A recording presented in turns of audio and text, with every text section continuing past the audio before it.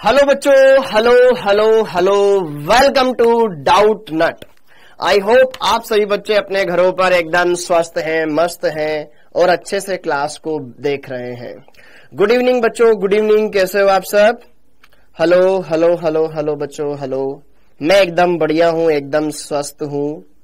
Okay, मैं एकदम बढ़िया, एकदम फर्स्ट क्लास। हेलो जी, hello Akanksha ji, Ankit, Ritesh, Reshma, Sandeep, Monu, Divya, Ritesh, Neha, Lakhan, Ankit. Good evening, good evening, good evening बेटा, गुड इवनिंग, प्रणाम। हेलो जी, हेलो, गुड इवनिंग जी, good evening. Hello hello hello hello. Interested in the new batch? बेटा तू ऑलरेडी न्यू बैच में, ठीक है। गुड इवनिंग जी, गुड इवनिंग।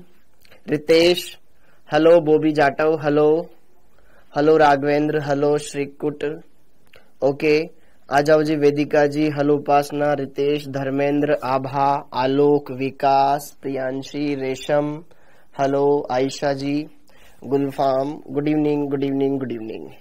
ओके, कितने बजे तक पढ़ेंगे बेटा? 1.5 घंटे क्लास चलेगी तो 7:30 बजे तक पढ़ेंगे, ठीक है। 7:30 बजे तक हम पढ़ेंगे, अच्छे से क्लियर करेंगे और ये सांद्रता वाला आज पार्ट खत्म करेंगे, ठीक है। ओके, फिर देन उसके बाद विलेयता थोड़ा बहुत मैं बताऊंगा, फिर अगली क्लास में करेंगे। ओके, तो राम राम जी, राम राम। गुड इवनिंग जी, गुड इवनिंग। आप सभी का बहुत बहुत स्वागत है, आदाब, सत श्री अकाल। सर क्या हुआ था, क्या हुआ था बेटा? कुछ नहीं हुआ था, ठीक है। आपने पिछली क्लास ज्वाइन नहीं करी थी क्या फिजिक्स की? ओके, फिजिक्स की क्लास में सर ने बताया था कि आपको पता होगा ना कि भाई 5 उनकी क्लास 6 बजे तक चलेगी। ओके, हाँ जी। गुड इवनिंग जी, गुड इवनिंग, गुड इवनिंग बेटा, गुड इवनिंग। आ जाओ जी, आ जाओ। कमेंट्स, सर आपको कमेंट्स का ऑप्शन स्टार्ट नहीं करना था बेटा, ठीक है। ओके, हाँ जी, आ जाओ जी, आ जाओ। तो आज हम बात करेंगे विलियन वाले चैप्टर का, लेक्चर नंबर 3 बढ़िया से देखेंगे, अच्छे से सारी बातें क्लियर करेंगे, हर एक बात को समझेंगे। तो आज हम बात करने वाले हैं बच्चों यहाँ पर विलियन वाले चैप्टर के 3rd लेक्चर में। बढ़िया से देखना है, हर एक बात को क्लियर करना है, एक एक चीज हम अच्छे से देखेंगे, अच्छे से क्लियर करेंगे।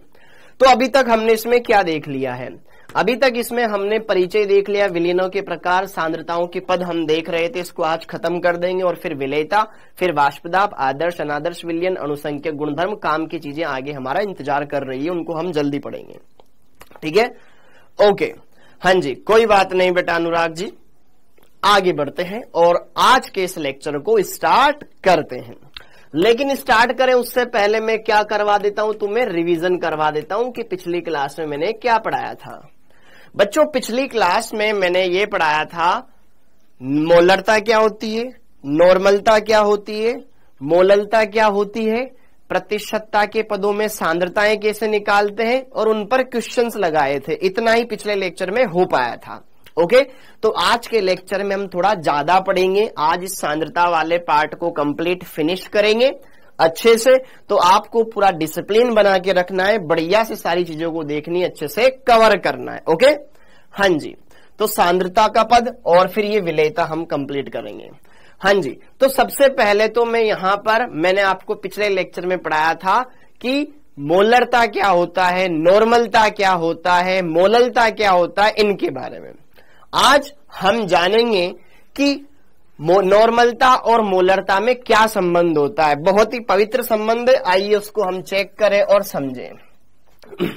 अगर आपको नॉर्मलता दे रखी है, मोलरता पूछी जाए, मोलरता दे रखी है, नॉर्मलता पूछी जाए, तो एक संबंध आपको ध्यान रखना है।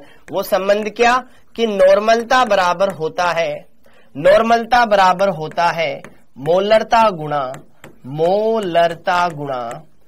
एन कारक, मोलरता गुणा एन कारक।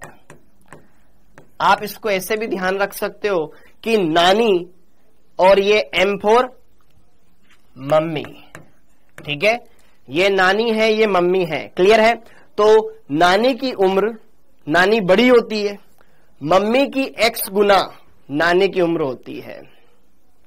सर सांद्रता नहीं बताया, बता दिया ना बेटा, बता दिया। हाँ जी बेटा, क्वेश्चन भी करेंगे, टेंशन मत लो। तो नानी और मम्मी में बड़ी कौन होती है? नानी। तो नानी की उम्र मम्मी की X गुना है, वो X गुना क्या है? अपना N कारक है। तो यहां पर आप इस फॉर्मूले की हेल्प से आपको मोलरता दे रखी हो तो नॉर्मलता निकाल सकते हो, नॉर्मलता दे रखी है तो मोलरता निकाल सकते हो। ओके, जैसे कि देखो ध्यान से क्वेश्चन, अभी हम और चीजें पढ़ेंगे बेटा, टेंशन मत लो, सांद्रताओं के बारे में पढ़ेंगे। सर आप लाखोटिया सर से पढ़े हो क्या? तू कैसे जानता है बेटा उनको? सत्येंद्र कुमार, हेलो, हाँ जी, नानी बराबर मम्मी गुणा एक्स, सत्येंद्र कुमार। ओके, हाँ जी, क्लियर हो गया? Okay okay okay okay. बहुत मैसेज करते हैं टेलीग्राम पर बेटा, टेलीग्राम पर अगर कोई मैसेज है क्या? अरे वाह, वेरी गुड, बहुत बढ़िया सत्येंद्र, वेरी गुड बेटा, वेरी गुड। फॉर्मलता बेटा इतनी काम नहीं आती, फॉर्मलता मैं बता दूंगा लास्ट में, ठीक है, चैप्टर के लास्ट में बता दूंगा। ओके, चलो अब पढ़ते हैं, पढ़ाई पर बातें कम करते हैं, काम ज्यादा करते हैं। हाँ जी, तो नॉर्मलता बराबर क्या होता है? मोलरता गुणा एन कारक होता है। अब आगे बढ़ते हैं और आगे की चीजों को समझते हैं, अच्छे से क्लियर करते हैं। तो यार हमने ये चीजें पढ़ ली, अब इससे रिलेटेड एक क्वेश्चन लगा लेते हैं। क्वेश्चन ये है कि मान लो बेटा 1.5 मोलर H3PO4 है, H3PO4 की नॉर्मलता होगी, ये हमारे पास क्वेश्चन है। इस क्वेश्चन को मुझे सोल्व करना है, तो जरा देखो ध्यान से सॉल्यूशन। H3PO4 क्या है? अम्ल है। मुझे क्या दे रखी है? मोलरता। मोलरता को अगर मैं एन कारक से गुणा कर दूंगा तो क्या नॉर्मलता निकाल लूंगा? हाँ, तो मुझे क्या दे रखा है? दिया है, दिया क्या है? मोलरता। मोलरता कितनी दे रखी है? 1.5 मोलर। यस और नो? दी हुई है गुरुजी। अब H3PO4 बहुत सारे बच्चों को नहीं पता होगा, मानता हूं, आगे हम इनको पढ़ेंगे अच्छे से, ठीक है, हाँ जी, लेकिन मैं आपको यहां पर बता दूं H3PO4 जिसका नाम होता है फोस्फोरिक अम्ल। क्या नाम होता है बेटा इसका? फोस्फोरिक अम्ल। इसका नाम होता है फोस्फोरिक अम्ल। इसका नाम होता है फोस्फोरिक अम्ल। तो बेटा ये जो फोस्फोरिक अम्ल है यह एक 3H+ आयन देने वाला अम्ल होता है। H3PO4 फोस्फोरिक अम्ल 3H+ आयन देता है, तो इसको मैं क्या बोलूंगा? त्रिक्षारकीय अम्ल। तो इसके लिए एन कारक का मान कितना हुआ? 3 हुआ। तो फोस्फोरिक अम्ल कैसा होता है? एक त्रिक्षारकीय अम्ल होता है, त्रिक्षारकीय अम्ल होता है। अगर ये त्रिक्षारकीय अम्ल होता है तो एन कारक कितना हो गया बेटा मेरे लिए? एन कारक का वैल्यू हो गया बेटा 3। अब एन कारक का वैल्यू मेरे को पता चल गया, पुट कर देंगे आंसर आ जाएगा। अतः नॉर्मलता कितना आ जाएगा? मोलरता कितनी दे रखी है? मोलरता दे रखी है 1.5 इंटू एन कारक कितना? 3, कितना आ गया? 4.5, ठीक है, नॉर्मल, या एन लिख के छोड़ सकते हो, ठीक है। ये क्या आ गई मेरे? नॉर्मलता आ गई। तो आप किसी भी तरीके से क्वेश्चन आ जाए उसको डेफिनेटली कर सकते हो, you know what I mean, आराम से कर सकते हो, बढ़िया से कर सकते हो।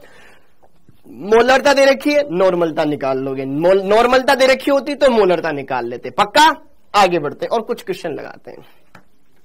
जैसे कि देखो ध्यान से इस क्वेश्चन को अच्छे से समझना, इस क्वेश्चन को अच्छे से समझना और क्लियर करना। क्वेश्चन को तोड़ना सीखो, क्वेश्चन को तोड़ना सीखो। हमें क्या दे रखा है? 2.1% W/V। W/V का मतलब भार बटे आयतन।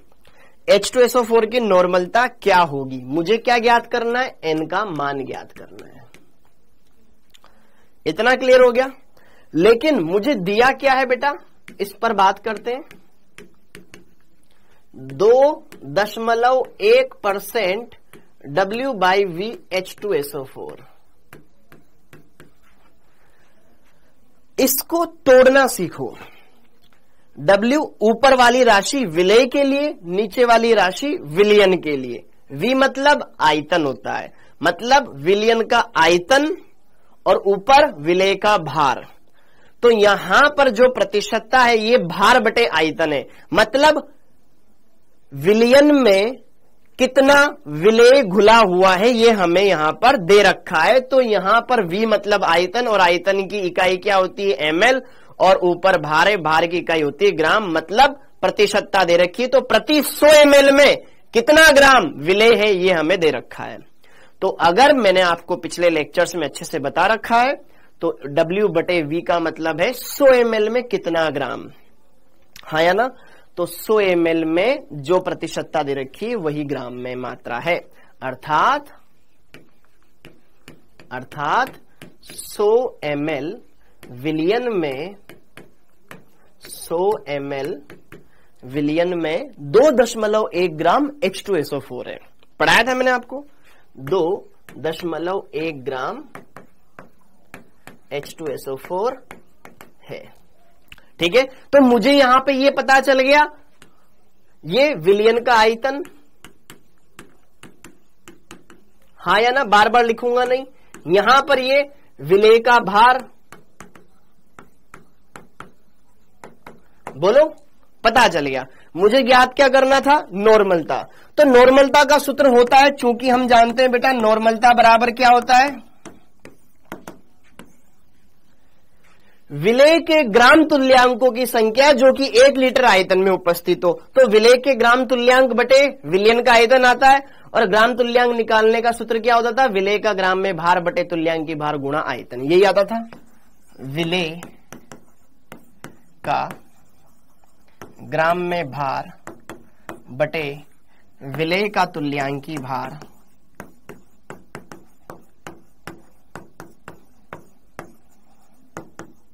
गुणा आयतन लीटर में होना चाहिए। अब सारी वैल्यूज को पुट कर दो तो नॉर्मलता निकल जाएगा खटाक से। हाँ जी, विलेय का ग्राम में भार 2.1 ग्राम, ठीक है। तुल्यांकी भार, अब तुल्यांकी भार किसके लिए, H2SO4 के लिए। तो जरा देखो ध्यान से, चूंकि हम जानते हैं बेटा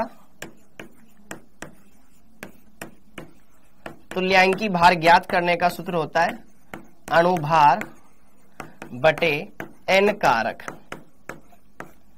अणुभार, H2SO4 का अणुभार होता है 98 ग्राम। 1 मोल H2SO4 का भार कितना होता है बेटा, 98। कैसे निकालते हैं, hydrogen plus sulphur plus oxygen, जितने हाइड्रोजन है उनका भार प्लस जितने सल्फर है उनका भार प्लस जितने ऑक्सीजन है उनका भार जोड़ दो तो 98 आ जाता है ये, बटे N कारक का मान 2। पिछले क्वेश्चन में करा था। H2SO4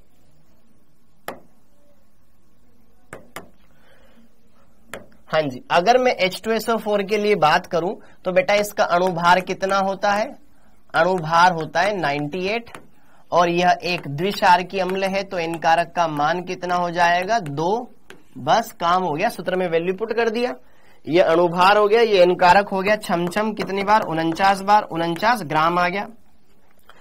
तो यार यहां पर तुल्यांकी बार कितना आ गया, 49 आ गया। विलियन का आयतन 100 ml दे रखा है, 100 ml इंटू ml में दे रखा है, ml में दे रखा है। अगर ml में दे रखा होता है तो 1000 से गुणा करते हैं, ये बात ध्यान रखना। तो जरा देखो ध्यान से, 2 0 से 2 0 कट गई। तो यार 2.1 को जब 10 से गुणा करूंगा कितना हो जाएगा, 21 बटे 49। तो 7 के पहाड़े से कट जाएगा 3 बार, ये कट जाएगा 7 बार, तो कितना आ गया, 3/7।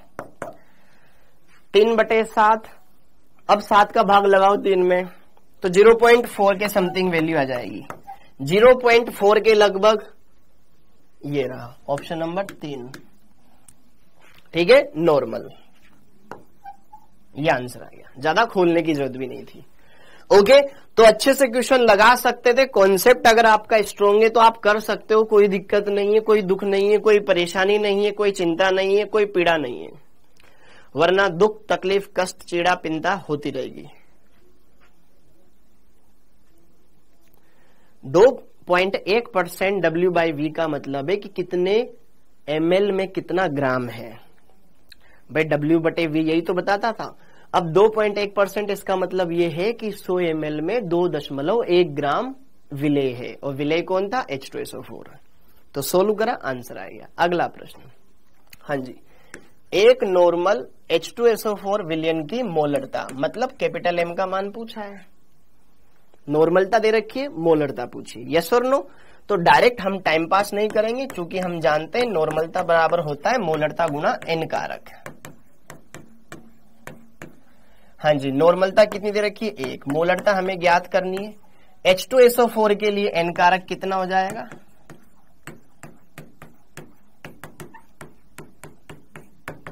2। पक्की बात। तीसरा क्वेश्चन आ गया उसी से रिलेटेड, ये 2। ठीक है, तो m बराबर कितना आ गया, 1/2, 0.5। खटाक आंसर। समझे, ऐसे करना है। अगला प्रश्न, हाँ जी, 1 मोलर H3PO4 है, तो यहां पर H3PO4, हाँ जी, चूंकि हम जानते हैं नॉर्मलता बराबर होता है मोलरता गुना एन कारक।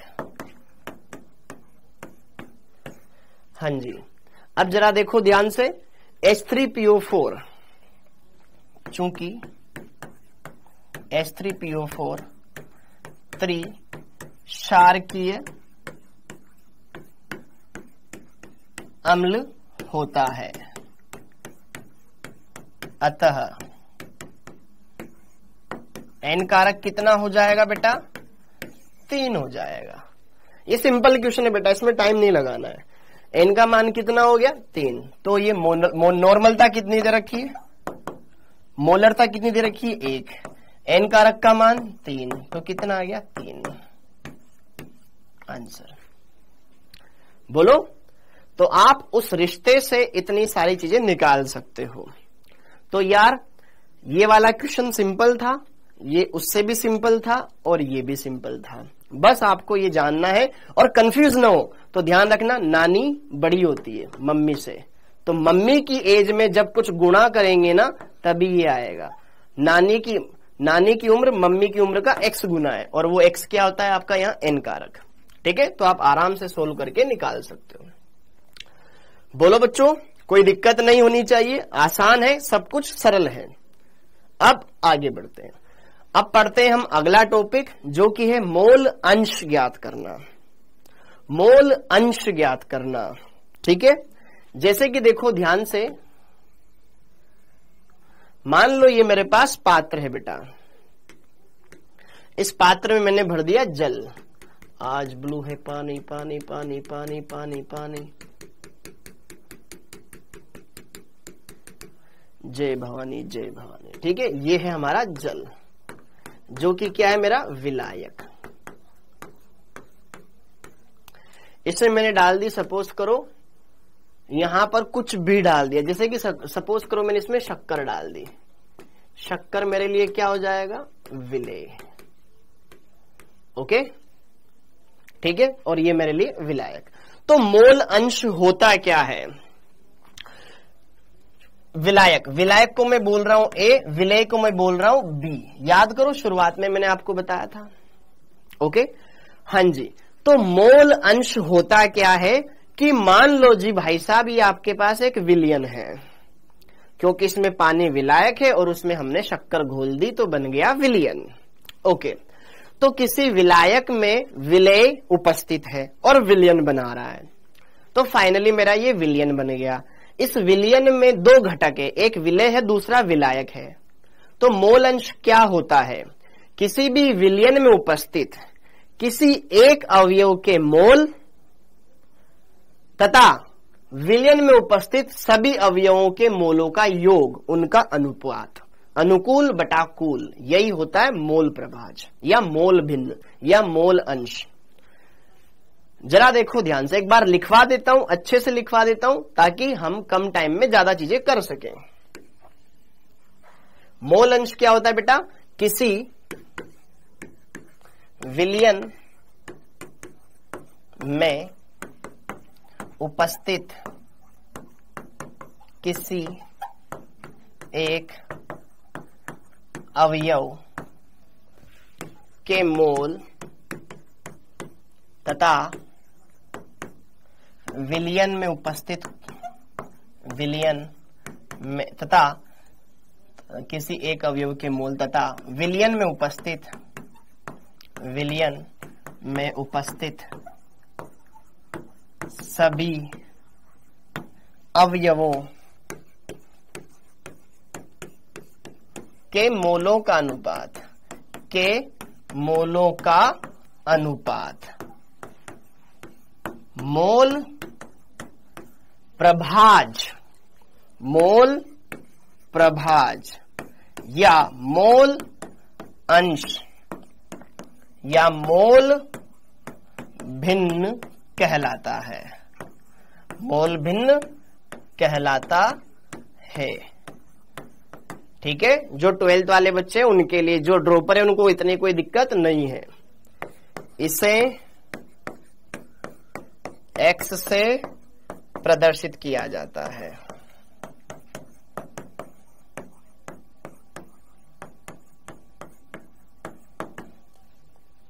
समझ में आ गया? ओके, अगली बात क्लियर हो गया? हाँ जी। अच्छा, एक और चीज, एवं यह विमाहीन राशि होती है, विमाहीन एवं मात्रकहीन, मात्रकहीन राशि होती है। इसका कोई मात्रक नहीं होता, मात्रकहीन राशि होती है।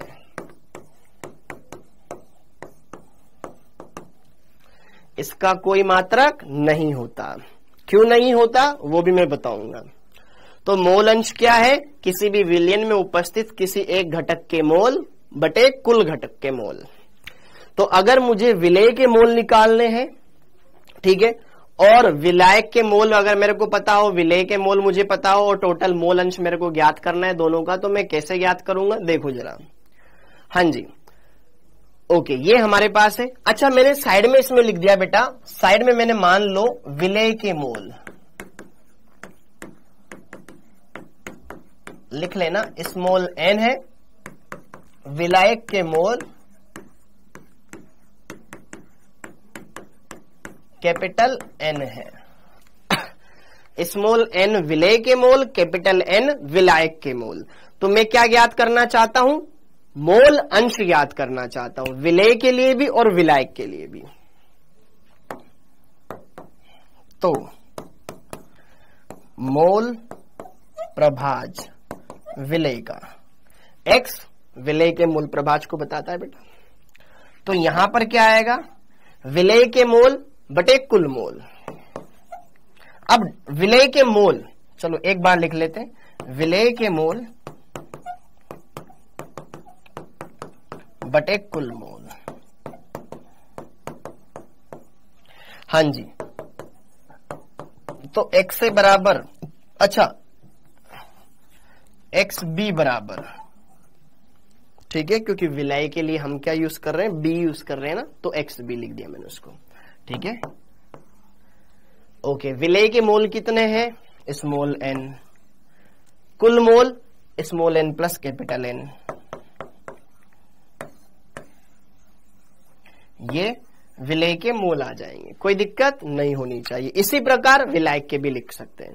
ठीक है, इसी प्रकार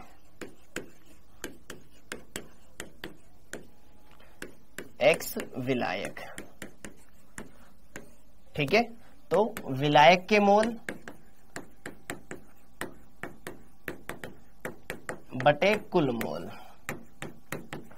अब बच्चों विलायक के मोल हमने क्या माना था? कैपिटल N, और ये कुल मोल भाग लगा दिया, तो यहां पर हमारे पास इसके मोल आ गए। ठीक है, अरे बोलो, एक से भी लिख सकते हैं इसको, क्योंकि हमने ए विलायक माना है। ओके, इतना क्लियर हो गया। तो विलय के मोल आ गए, विलायक के मोल आ गए। ठीक है, स्वयं के मोल बटे कुल मोल करना है, आंसर आ जाएगा। अच्छा, अगली बात, एक की पॉइंट, सर ये मात्रकहीन कैसे होता है? ये बात मेरे को बताओ, ये हजम नहीं हुई। तो बेटा देखो ध्यान से, ये मोलों का अनुपात है। ये क्या है? अनुपात। ऊपर भी मोल आता है, नीचे भी मोल आता है। स्वयं के मोल बटे कुल मोल, तो मोल मोल सेम सेम, तो कोई मान नहीं, कोई राशि, कोई मात्रक नहीं आएगा। मोल से मोल कैंसिल हो जाएगा, बस केवल संख्या आएगी। समझ में आया? तो यह एक मात्रकहीन राशि है। अच्छा, अगली बात कि एक विलयन जो है उसमें जितने भी घटक है या जितने भी अवयव है, उन सबके मोल प्रभाजों का योग सदैव 1 के बराबर होता है। क्योंकि दोनों से मिलकर बना है। इसका अंश प्लस इसका अंश बराबर टोटल विलयन का अंश 1। तो जरा देखो ध्यान से, किसी भी विलयन में उपस्थित सभी अवयवों के मोल प्रभाजों का योग या मोल अंशों का योग या मोल भिन्नों का योग सदैव 1 होता है। ये बात ध्यान रखना, ठीक है। विलयन में उपस्थित सभी घटकों के मोल प्रभाज, जो मोल प्रभाज लिखा हुआ है, मोल प्रभाजों का योग सदैव 1 होता है। योग सदैव 1 होता है,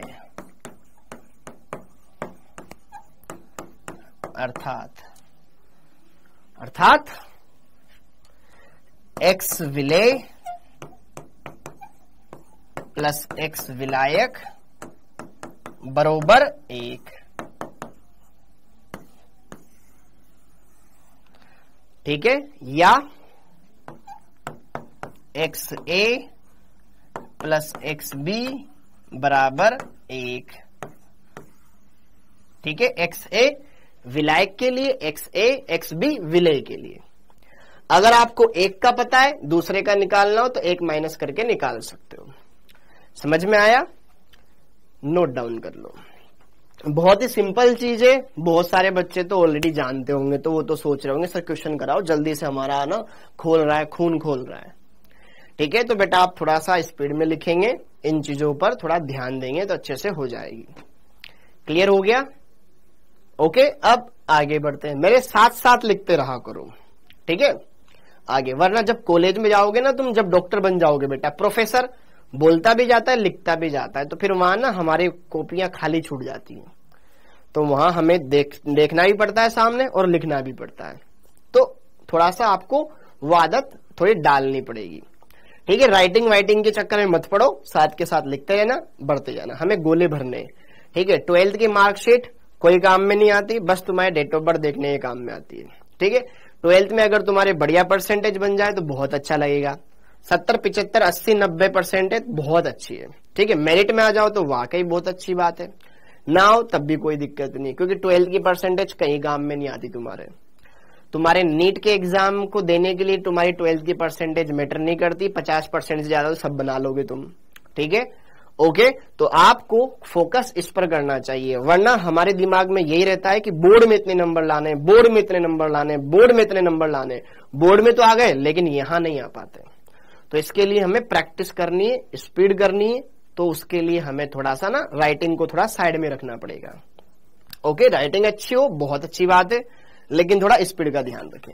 अब जैसे कि यार ये क्वेश्चन है, इस क्वेश्चन के अंदर हमें क्या ज्ञात करना है? मिश्रण में ऑक्सीजन का मोल प्रभाज ज्ञात करना है।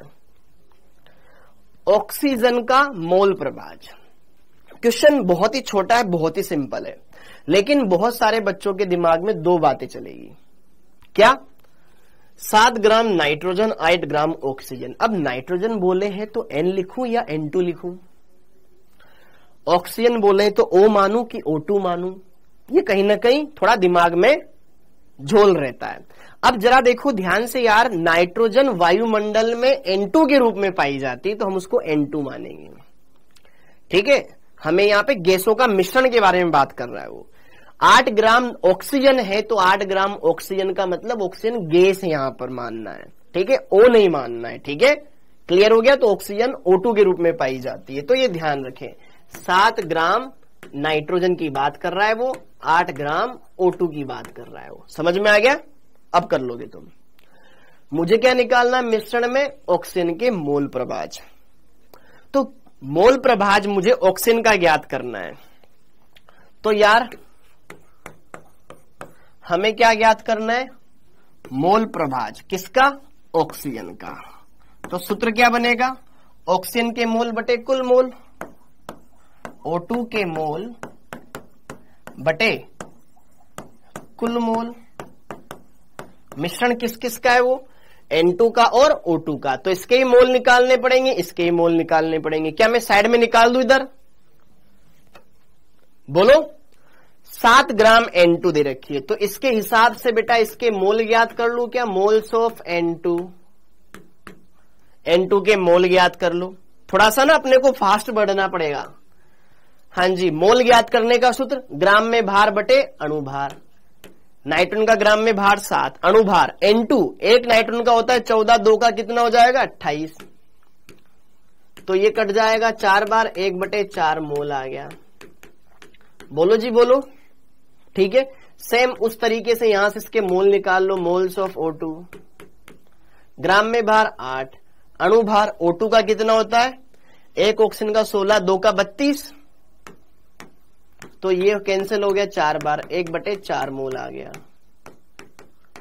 हाँ या ना? ओके, यहां पे वैल्यू रख दो, आंसर आ गया। ठीक है, ऑक्सीजन के मोल कितने? 1/4। कुल मोल कितने?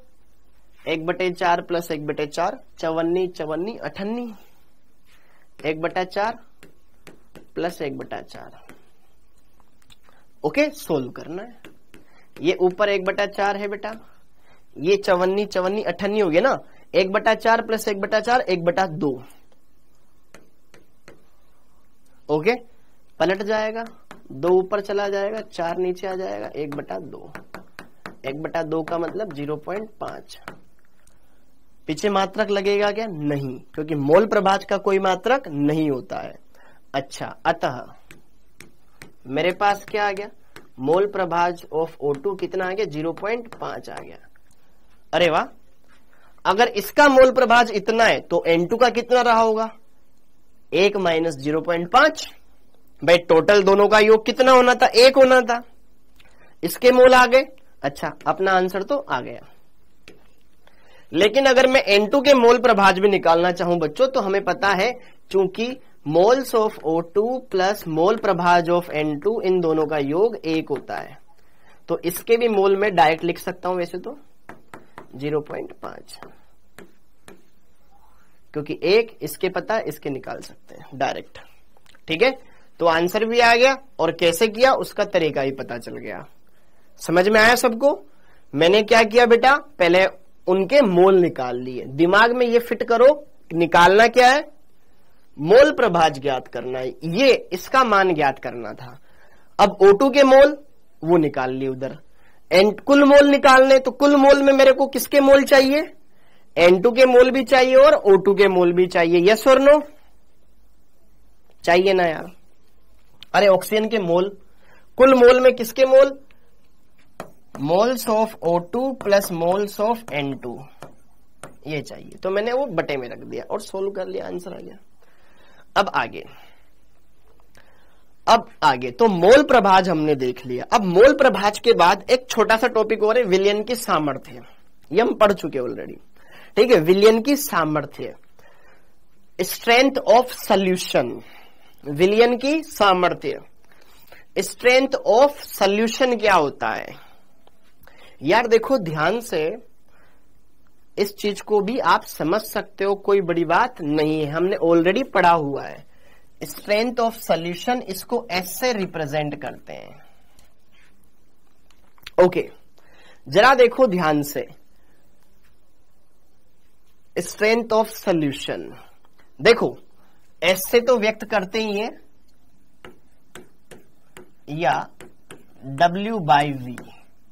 क्या हमने W/V कहीं पढ़ा हुआ है? नीचे आयतन है, ऊपर क्या है? भार है। तो जरा देखो ध्यान से, स्ट्रेंथ ऑफ विलयन की सामर्थ्य होती क्या है? बहुत सिंपल है कि 1 लीटर विलयन में विलय का कितना भार उपस्थित है ग्राम में, बस वही इसकी मात्रा सामर्थ्य कहलाती है। मान लो मेरे पास 1 लीटर पानी की बोतल है, उस 1 लीटर पानी में विलय का कितना भार उपस्थित है, बस 100 ग्राम, 50 ग्राम, 10 ग्राम, वही विलयन की सामर्थ्य है। समझ में आया? ओके, तो यहां पर 1 लीटर विलयन में उपस्थित विलय की ग्राम में मात्रा ही विलयन की सामर्थ्य कहलाती है। विलयन की सामर्थ्य कहलाती है। सामर्थ्य कहलाती है। अतः विलयन की सामर्थ्य एस ज्ञात करना है। इसका सिंपल सा फॉर्मूला, विलेय का भार बटे विलयन का आयतन लीटर में, यहां लीटर में रखते हैं, ठीक है। विलेय का भार ये किस में बेटा, ग्राम में,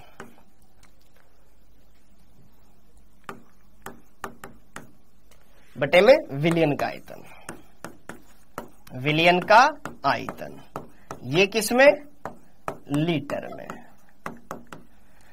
ठीक है।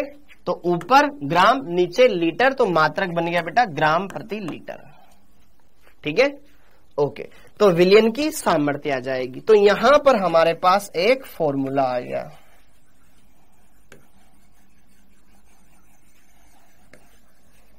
ऐसा प्यारा सा। हाँ जी, इतनी बात समझ में आई सबको। अरे ये चीजें हमारे आगे काम आएगी, लेकिन अगर तुम यहां लिख लोगे तो कोई बुरी बात नहीं है, कोई बुरी बात नहीं है। ओके, तो जो भी भार दे रखा है, मान लो मैंने 1 लीटर पानी लिया, उसमें ना 2 चम्मच शक्कर मिला दी, तो 2 चम्मच शक्कर का जो भी भार होगा उसको आयतन से डिवाइड कर देंगे, सामर्थ्य निकल जाएगी। हाँ या ना। अच्छा, ये वाला अनुपात आपने बहुत जगह देखा है, मैं याद दिलाता हूं। हमने मोलरता का एक सूत्र पढ़ा था बेटा। क्या हमने मोलरता का सूत्र पढ़ा है? क्या पढ़ा है? विलेय के मोल बटे विलयन का आयतन, विलेय के मोल बटे विलयन का आयतन, और फिर मोल की जगह हम क्या रखते थे, विलेय का भार बटे अणुभार। विलेय का ग्राम में भार, अभी लिखना मत, बटे में अणुभार आता था यहां पर, और यहां पर आयतन आता था कि नहीं आता था?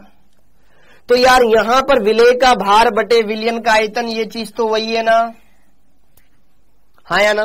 क्या विलेय का ग्राम में भार बटे आयतन, विलेय का भार बटे ग्राम में आयतन, क्या वही तो वही है ना, विलयन का आयतन वही तो है। तो अगर मैं अणुभार को मोलरता से गुणा कर दूं, इसको इधर लेके आ जाऊं, ये एक्स्ट्रा दिख रहा है, इसको इधर लेकर आ जाऊं, तो विलेय का ग्राम में भार बटे आयतन, क्या जो कि सामर्थ्य के बराबर आ रहा है, ध्यान से देखो मेरी बात को, क्या विलेय का भार बटे विलयन का आयतन क्या सामर्थ्य के बराबर है? बोलो, है। तो अगर मैं यहां पर, ये क्या है, विलेय का ग्राम में भार बटे आयतन क्या सामर्थ्य तो है।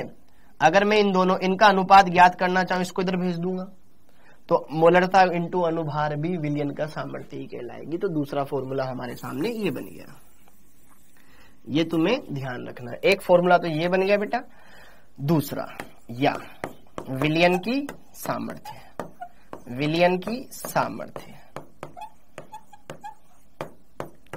एस ज्ञात करने का एक फॉर्मूला। और अगर तुम्हें मोलरता पता हो, उसको आप विलेय के अणुभार से गुणा कर दो, विलेय का अणुभार,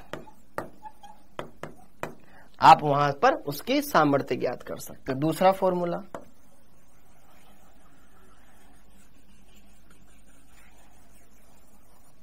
ये हमने बना लिया पक्का।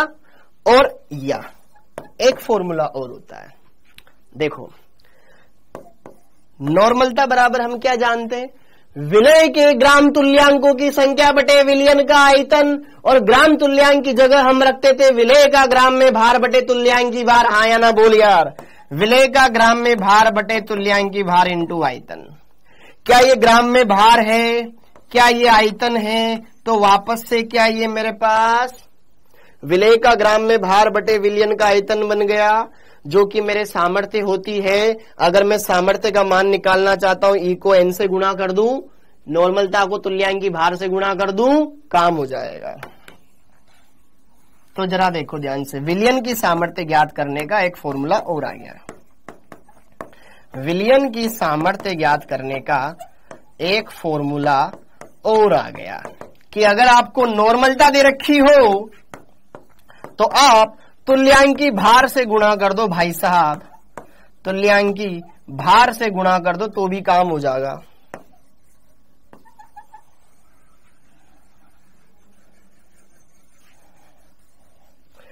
ये 3 फॉर्मूले हैं जो कि आपकी सामर्थ्य को ज्ञात कर सकते हैं। सिंपल है यार, कुछ नहीं करना है। मान लो ये 1 लीटर पानी की बोतल है, इसमें आपने जितना भी ग्राम में मात्रा है उनका अनुपात, मतलब विलेय का ग्राम में भार बटे विलयन का आयतन लीटर में, उनका अनुपात सामर्थ्य बताता है। या आपको मोलरता दे रखी हो, आपको ज्यादा कुछ नहीं बता रखा है, आपको मोलरता दे रखी है और बोला गया कि फलाना कोई कंपाउंड है, मान लो आपको बोला गया 0.2 मोलर HCl, इसकी सामर्थ्य बताओ। मोलरता दे रखी है, अब HCl का अणुभार मेरे को पता है, निकाल लूंगा, तो मोलरता को उसके अणुभार से गुणा कर देना, सामर्थ्य आ जाएगी। अच्छा, आपको क्या बोल रखा है, आपको मोलरता की बजाय नॉर्मलता दे गई, 0.2 नॉर्मल HCl, मुझे नॉर्मलता दे रखी है। हाँ, मुझे इसका तुल्यांकी भार निकालने में क्या दिक्कत, अम्ल है, अम्ल का तुल्यांकी भार कैसे निकालूंगा, अणुभार बटे N कारक। N कारक क्या होगा, H+ के लिए, वैसे सोल्व कर लेंगे, आंसर आ जाएगा। अभी आप इतना लिखो, ज्यादा गहराई पे मत जाओ, ठीक है। अभी आप इतना लिख लो, कोई दिक्कत नहीं है, ज्यादा गहराई में मत जाओ, आप ये लिख लो। ओके, ये 3 चीजें लिख ली हमने, अब आगे बढ़ते। और ये चीजें हो गई बेटा अपनी, इस पर क्वेश्चन लगाएंगे हम, आगे क्वेश्चन लगा लेंगे, कोई दिक्कत नहीं। जैसे कहीं खाली जगह ना, यहां क्वेश्चन लगा लेते हैं हम। हाँ जी, एक क्वेश्चन लगा लेते हैं छोटा सा, ताकि आपको समझ में आ जाए ना कि हाँ सामर्थ्य का मतलब क्या कहना चाह रहे हो सर आप, ठीक है। ओके, जैसे कि देखो ध्यान से, यहां पर सामर्थ्य का सिंपल सा मतलब, जैसे कि 250 ml विलयन में, 250 ml विलयन है बेटा, 250 ml विलयन में 125 ग्राम HCl उपस्थित है, तो विलयन की सामर्थ्य होगी। समझ में आया? टोटल 250 ml विलयन है, जिसमें मेरे क्या है 125 ग्राम HCl उपस्थित है, मेरे को इसकी सामर्थ्य ज्ञात करनी है। तो जरा देखो ध्यान से, सामर्थ्य ज्ञात करने का सूत्र, चूंकि सामर्थ्य, विलयन की सामर्थ्य, स्ट्रेंथ ऑफ सॉल्यूशन ज्ञात करना है, सामर्थ्य को S से प्रदर्शित करते हैं, हाँ या ना। तो विलयन की सामर्थ्य S बराबर क्या हो जाएगा, विलेय का ग्राम में भार, विलेय का ग्राम में भार, हाँ या ना, बटे विलयन का आयतन। सिंपल V लिख दूं क्या, किसमें, लीटर में। बोलो, विलेय का ग्राम में भार कितना दे रखा है, 125, बहुत बढ़िया, ये तो ग्राम में दे रखा है ना, बहुत बढ़िया। आयतन किसमें दे रखा है, ml में, किसमें दे रखा है, ml में, तो लीटर में बदलना पड़ेगा। हाँ बाबू साहब, तो यहां पर 1000 लगा दिए, अब वो लीटर में कन्वर्ट हो गया, ठीक है। यहां से ग्राम अभी मैं हटा देता हूं। ओके, तो 250 का 4 गुना 1000 हो गया, 250 500 हो गया, 500 ग्राम पर लीटर, ये मेरे पास आ गया। क्लियर हो गया? अरे बोलो, 250 500, हाँ, ये इसकी सामर्थ्य आ गई, 500 ग्राम प्रति लीटर, मतलब 1 लीटर में 500 ग्राम रहेगा। समझ में आया क्या? सामर्थ्य निकालना कोई दिक्कत नहीं है, अच्छे से कर सकते हो, बस आपको चीजें समझ में आनी चाहिए, बाकी सब सिंपल है, हाँ या ना। अब जरा देखो ध्यान से, ये कर लिया, अगला क्वेश्चन, ये पहला क्वेश्चन, क्वेश्चन नंबर 2, ठीक है, ताकि आप सारी चीजों को क्लियर कर सके जी। 2.5 मोलर 2.5 मोलर H2SO4 की सामर्थ्य, H2SO4 विलयन की सामर्थ्य, विलयन की सामर्थ्य कितनी होगी, ये बताओ। अब मेरे को 2.5 मोलर ये दे रखा है H2SO4, मुझे क्या ज्ञात करनी है, इसकी सामर्थ्य ज्ञात करनी है। तो चूंकि सामर्थ्य S ज्ञात करने का सूत्र होता है मोलरता गुणा अणुभार, मोलरता दे रखी है तो मोलरता गुणा अणुभार। मोलरता कितनी दे रखी है 2.5। अणुभार H2SO4 का कितना होता है बच्चे 98। इसको गुणा कर दो। 98 का दुगुना कितना होता है 98 का 90 होते हैं 180 196। ठीक है 19 अरे यार 16 कर लेते हैं इसको 196 में मैं शॉर्टकट में करना चाह रहा था। ठीक है कोई बात नहीं इसको सोल्व कर लेते हैं। 2.5 बोले तो 5/2 इंटू 98। ठीक है ये कट जाएगा 49 बार। ठीक है 9 पंजे 45 हाथ से लग जाएंगे 4 5 चौक 20 20 4 24 245 आया। सही बोल रहा हूं मैं 245 आया। क्या आया बेटा 245 विलियन की सामर्थ्य। सामर्थ्य की इकाई ग्राम प्रति लीटर। देख लो बच्चों इस वाले सूत्र से भी किया इससे भी किया। मोलरता गुणा अणुभार से भी हम सामर्थ्य ज्ञात कर सकते हैं। इसी तरीके से एक क्वेश्चन हम और ले लेते हैं ताकि आपको तीनों के तीनों सूत्र याद हो जाए और काम में आ जाए। 0.2 नॉर्मल NaOH विलियन की सामर्थ्य।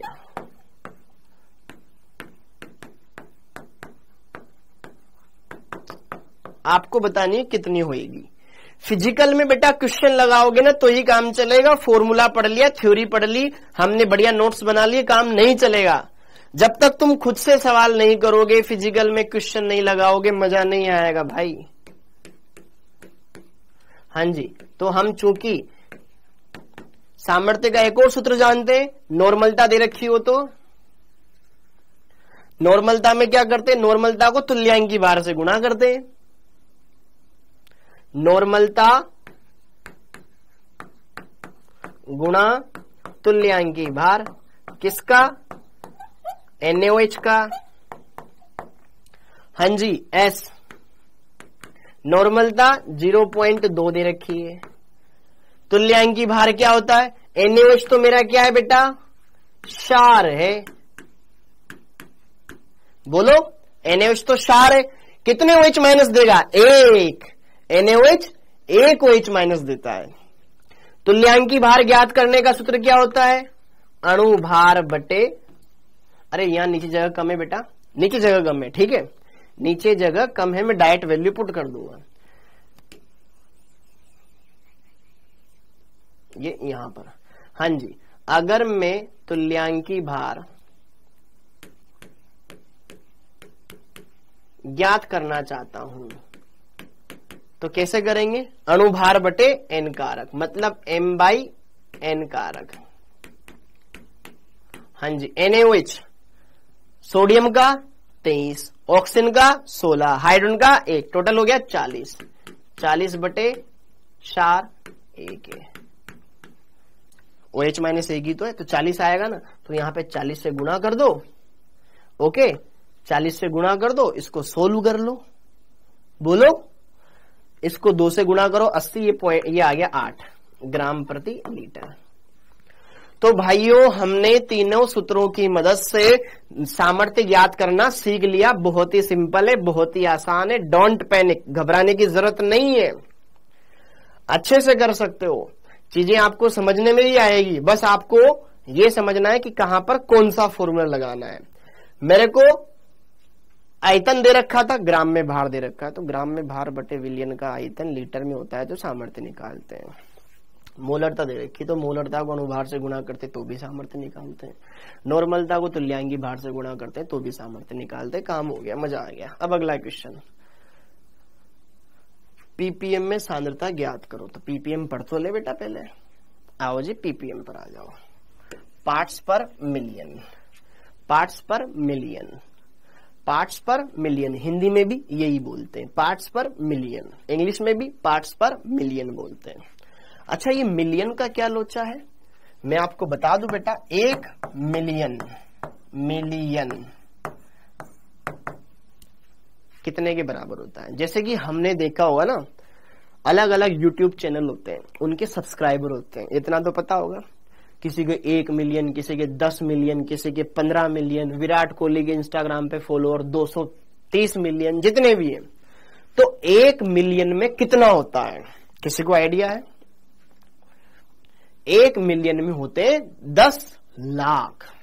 तुम में से बहुत सौ को आइडिया नहीं होगा, ठीक है। कोई 1000 बोल रहा होगा, कोई 10,000 बोल रहा होगा, कोई 1 लाख बोल रहा होगा, कोई 10 लाख सोच रहा होगा, कोई 1 करोड़ सोच रहा होगा, कोई 10 करोड़ सोच रहा होगा, ठीक है। 1 मिलियन में होते हैं 10 लाख। कितने? 10 लाख। और 10 लाख का मतलब है 10 की घात 6, ठीक है। 10 की घात 1 के पीछे 6 जीरो। तो यहां पर प्रतिशत निकालते हैं प्रति 100 पर कि 100 में से कितने आए, और पार्ट्स पर मिलियन, पार्ट्स प्रति मिलियन, मतलब 10 लाख में से कितने भाग में उपस्थित है, मतलब 10 लाख में से कितना, वो इसमें देखते हैं। तो जरा देखो ध्यान से, जो विलियन बहुत ज्यादा तनु होते हैं, जैसे कि हमने पानी की बात कर लें, हम पानी की बात कर लें, हमारे घर पर नल का पानी आता है या टंकी का पानी आता है या ट्यूबवेल का पानी आता है, हम उसको पी लेते हैं क्योंकि हमें लगता है वो बहुत ज्यादा शुद्ध है, क्योंकि उसमें अशुद्धि बहुत बहुत ही कम लगती है। ओके, वो हमें फील ही नहीं होती है। क्यों? क्योंकि उसमें अशुद्धि बहुत बहुत कम मात्रा में घुली होती है। तो ऐसे विलियनों की सांद्रता ज्ञात करने के लिए हम पीपीएम का उपयोग करते हैं, जो अत्यधिक तनु होते हैं, ठीक है। जैसे कि हवा में फैली हुई दुर्गंध गैसें बहुत कम होती है। यार वातावरण बहुत बड़ा है, उसमें दुर्गंध वाली गैसें बहुत कम है। मतलब यह अत्यधिक तनु विलियनों, जैसे कि जल की कठोरता हो गई, जल में अशुद्धि हो गई, या वायु प्रदूषण हो गया, आदि की सांद्रताओं को व्यक्त करने की विधि होती है पीपीएम। तो जरा देखो ध्यान से, फटाफट से इसका फॉर्मूला देखो। पीपीएम पार्ट्स पर मिलियन। पीपीएम भार में भी ज्ञात कर सकते हैं, आयतन में भी ज्ञात कर सकते हैं, भार बटे आयतन में भी ज्ञात कर सकते हैं। पीपीएम ज्ञात करने के 3 सूत्र। भार, भार में अगर भार बार दे रखा हो तो क्या करना है, क्या करना है, जिसका भी भार पूछ रहा है बटा टोटल भार, अनुकूल बटा कुल गुणा 10 की घात 6, ठीक है। हाँ जी, विलेय का भार बटे विलियन का भार, सेम राशि में, अगर ये ग्राम में तो ये भी ग्राम में रखना है, ठीक है, गुणा 10 की घात 6। एक सूत्र ये। हाँ जी, पीपीएम आयतन में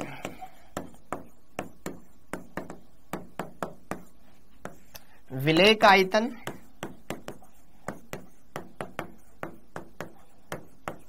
बटे विलियन का आयतन,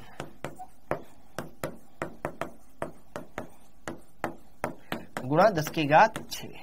तो ये भी निकाल सकते हो, या पीपीएम भार बटे आयतन के रूप में भी आप निकाल सकते हो।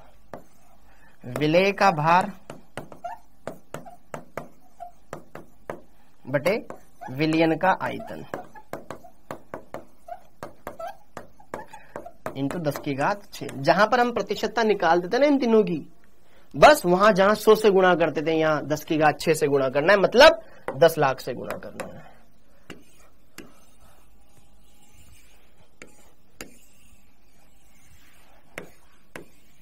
ये 3 फॉर्मूले हमारे बन गए, ठीक है। ओके, अच्छा, कहीं पर पार्ट्स पर बिलियन भी होता है, पार्ट्स पर बिलियन, ये तो पीपीएम होता है। अलग से नोट लिख लेते हैं छोटा सा, पार्ट्स पर बिलियन, ये क्या होता है, पीपीबी, पार्ट्स पर बिलियन। बिलियन 10 की घात 9, ठीक है, वहां पे 9 जीरो लगती है, ठीक है, पार्ट्स पर बिलियन हो जाता है। वो होता है बेटा जैसे कि 1 बिलियन होता है 10 की घात 9 के बराबर, ये ध्यान रखना। 100 करोड़, हाँ जी,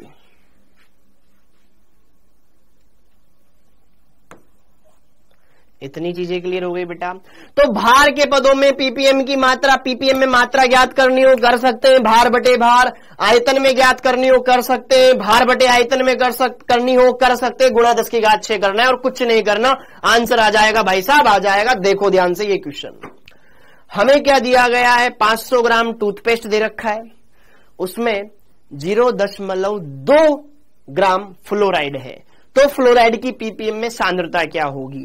तो यार जरा देखो ध्यान से रसगुल्लो, हमें जानते हैं पीपीएम बराबर क्या होता है, विलेय का ग्राम में भार, विलेय का ग्राम में भार बटे विलियन का भार, विलियन का भार गुणा 10 की घात 6। तो पीपीएम में सांद्रता ज्ञात करनी है ना भाई साहब। टूथपेस्ट मेरा विलियन है, उसमें फ्लोराइड विलेय है, ठीक है। 0.02 ग्राम 500 ग्राम में घुला हुआ है, तो 0.02 बटे 500 कर दो, गुणा 10 की घात 6 कर दो, काम हो गया। दशमलव के बाद 2 अंक, नीचे 100 लगा दिए, ठीक है। 16 करा, ऊपर 2 गुणा 10 की घात 6। क्या मैं 500 को 5 गुणा 10 की घात 2 लिख सकता हूं, 5 गुणा 100, ओके। तो 5 गुणा 100, ये 2 जीरो और 2 जीरो 10 की घात 4 हो गई। तो फिजिक्स में तुम अभी काटना सीख रहे हो, तो 10 की घात 4 से 10 की घात 6 कटे तो 10 की घात 2 बचे, तो ऊपर बच जाएगा 2 गुणा 10 की घात 2 बटे 5, 10 की घात 2 का मतलब 100।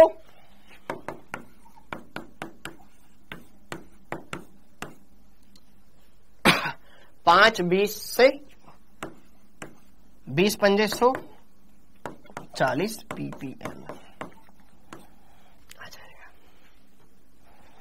समझ में आ रहा है बेटा? अरे सब बच्चों को क्लियर हो रहा है ना? 40 पीपीएम आ जाएगा, 250 नहीं आएगा रसगुल्लो, 40 नहीं सर छमछम, अच्छा हाँ 5 से 100 छमछम 20 बार, ठीक है। तो 40 पीपीएम आ जाएगा इसका आंसर। तो सांद्रता पीपीएम के पदों में भी आप ज्ञात कर सकते हो। डंडना डंडन, वेरी गुड, आगे निपटाते हैं। अब विलियन H2O2 की आयतन सामर्थ्य, H2O2 की आयतन सामर्थ्य, H2O2 की आयतन सामर्थ्य, ये अलग से टॉपिक आता है तुम्हारे। हाँ जी, अरे टेंशन मत ले बेटा लवकेश राजपुताना, बेटा तू क्वेश्चन प्रैक्टिस कर, तू क्वेश्चन प्रैक्टिस कर लवकेश। हाँ जी, अब H2O2 की विलियन की आयतन सामर्थ्य अगर हमें ज्ञात करनी है तो कैसे ज्ञात करें, उसके बारे में कैसे चर्चा करें, वो सब हम देखेंगे, अच्छी तरीके से देखेंगे। हाँ जी, H2O2 विलियन की आयतन सामर्थ्य क्या होती, किसी को पता है? अब H2O2 क्या होता है बेटा? H2O2 होता है, ठीक है, H2O2 एक यौगिक है, सब जानते हैं, हाइड्रोजन पेरोक्साइड। H2O2 क्या होता है? Hydrogen peroxide.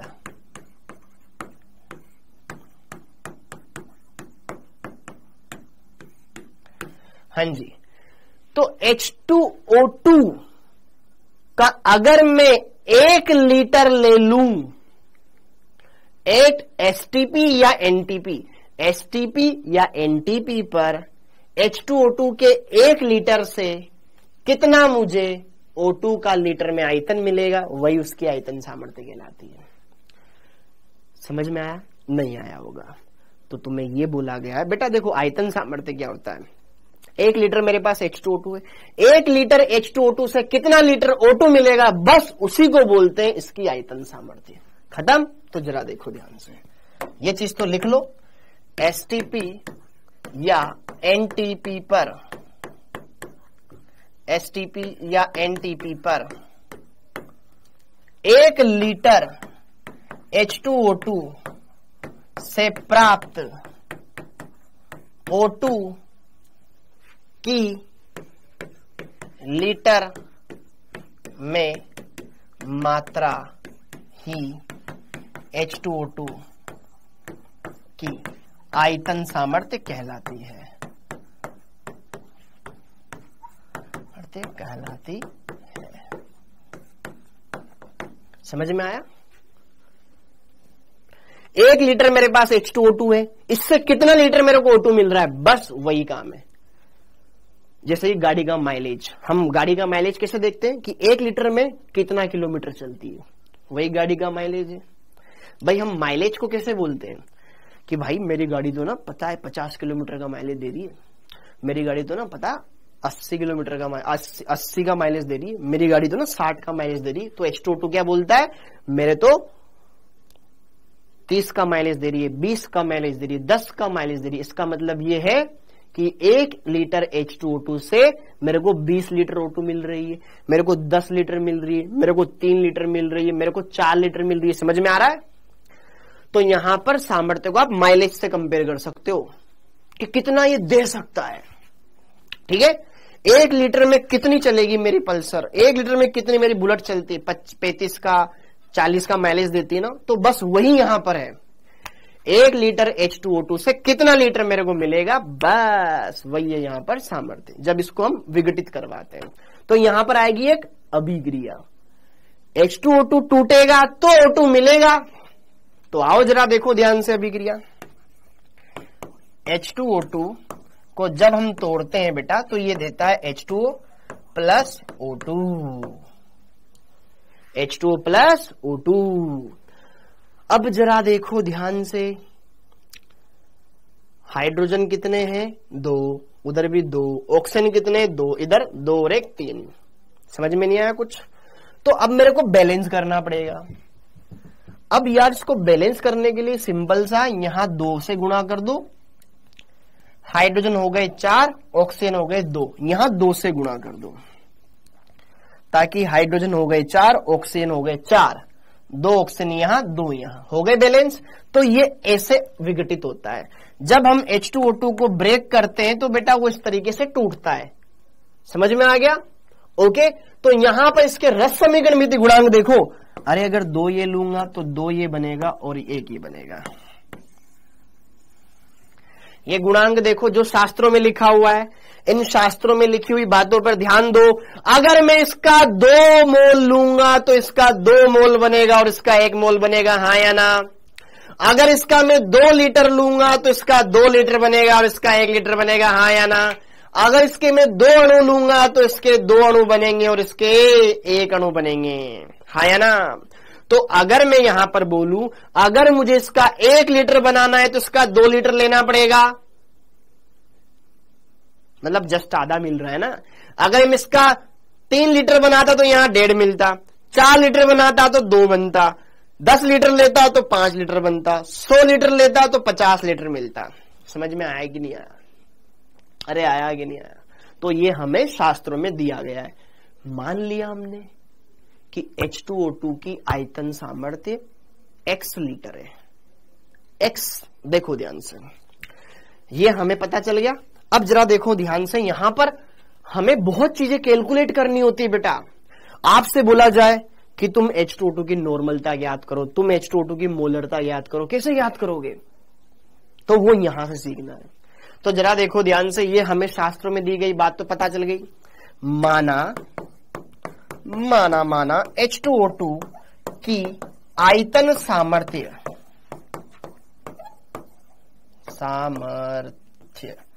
आयतन सामर्थ्य कितनी है? आयतन सामर्थ्य मैंने मान ली X आयतन है।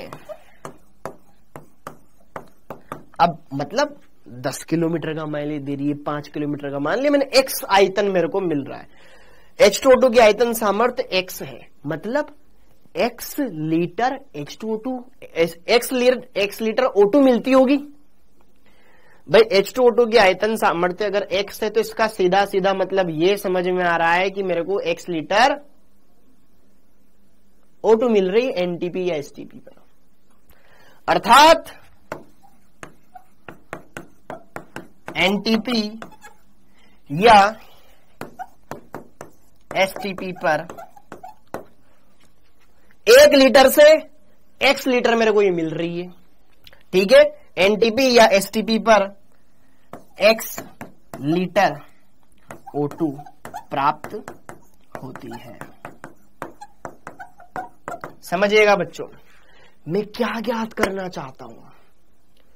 अगर मेरे को क्वेश्चन में बोला जाए मोलरता ज्ञात करो, किसकी? H2O2 की। समझना मेरी बात को। ये प्रक्रम हम कर क्यों रहे हैं? सर क्यों करवा रहे हो? हमें समझ में तो आता है क्या, लेकिन आगे क्यों बढ़ रहे हो आप? रुक जाओ ना, थम जाओ।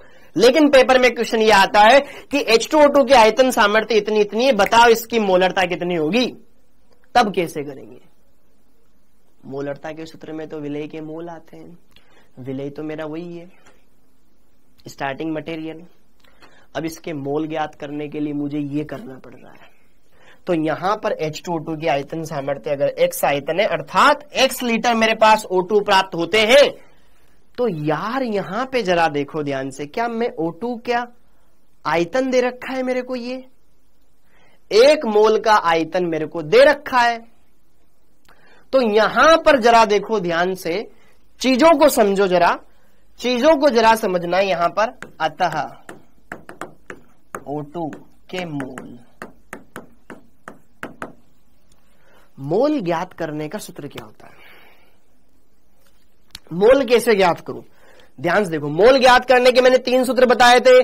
ग्राम में भार बटे अणुभार, कणों की संख्या बटे अवोगाद्रो संख्या, एसटीपी या एनटी पर आयतन बटे 22.4।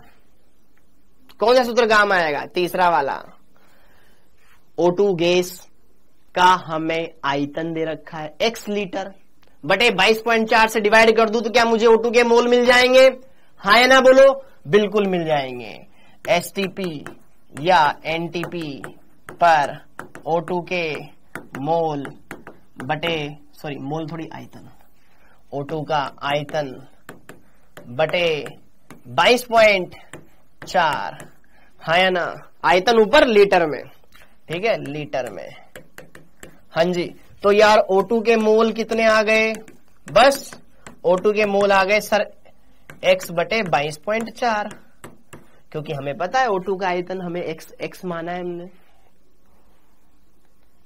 अर्थात एनटीपी या एसटीपी पर X लीटर प्राप्त होती, तो मोल निकाल लिए। तो O2 के मोल आ गए। अब जरा देखो भाई साहब, देखो 1 मोल मिलता है 2 मोल से, तो अगर इसके मोल हमारे पास X/22.4 है तो उसके मोल निकाल सकते हैं। चूंकि 1 मोल O2 कितनों से मिलता है? 2 मोल H2O2 से प्राप्त होता है। भाई 1 मोल मिल रहा है इतने से, तो इसलिए X/22.4 मोल O2 कितने से प्राप्त होएगा? जस्ट डबल से। X से 2 मिल रहा, मतलब 1 मिल रहा है 2 से, तो ये इतना डबल हो जाएगा ना। तो 2 इंटू X/22.4 मोल H2O2, तो मेरे को H2O2 के मोल मिल गए। भाई H2O2 के टोटल मोल इतने होते, तो क्वेश्चन में आएगा तो सीधा हम इस तरीके से रख देंगे, आंसर आ जाएगा। समझ रहे हो मेरी बातों को? मैं क्यों करवाना चाह रहा हूं इनको, ठीक है। एक चीज करवाऊंगा, मोलरता निकलवाऊंगा, बस फिर काम हो जाएगा। हाँ जी, ये आगे बेटा, यहां पर अतः H2O2 के मोल हमने निकाल लिए, H2O2 के मोल निकाल लिए। भैया मोल कितने आ गए? ये 2 से कट गया, X बटे 11.2, ये H2O2 के मोल आ गए। अब मोल को H2O2 के मोल बटे विलयन का आयतन, मोलरता ज्ञात हो गई ना लल्ला, तो क्यों मचा रहा है हल्ला? अतः H2O2 की मोलरता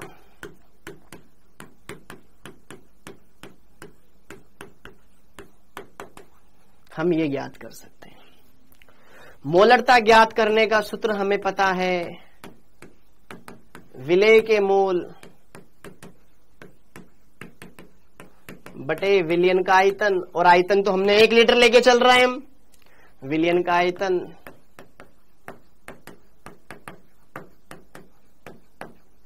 ठीक है, तो मोलरता M बराबर विलेय के मोल X/11.2, विलयन का आयतन 1, तो मोलरता कितनी आ गई? X/11.2। ऐसे हम निकाल सकते हैं, जैसे कि एक क्वेश्चन करवाता हूं।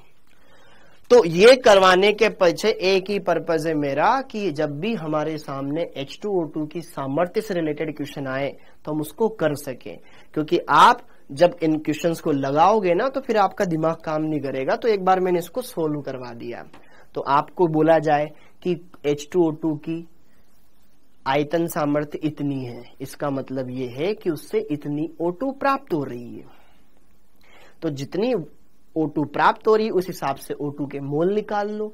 O2 के मोल H2O2 के जस्ट आधे हैं, तो H2O2 के मोल उसके दुगने हो गए। मोल पता चल गया, मोलरता निकाल लिया। नॉर्मलता पूछता वो भी निकालते हैं। समझ में आ गया? तो ये उसका प्रोसीजर होता है जो आपको ऐसे सोल्व करना होता है। समझ में आया? ओके।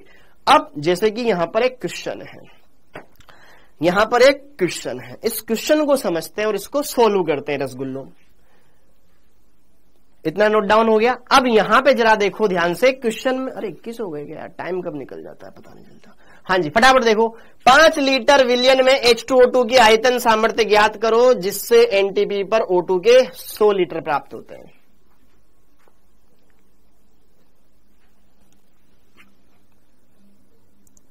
बताओ जरा, देखो ध्यान से। ये तो विलियन के मोल थे ना बेटा, किसके? अरे बाबू कहां गया?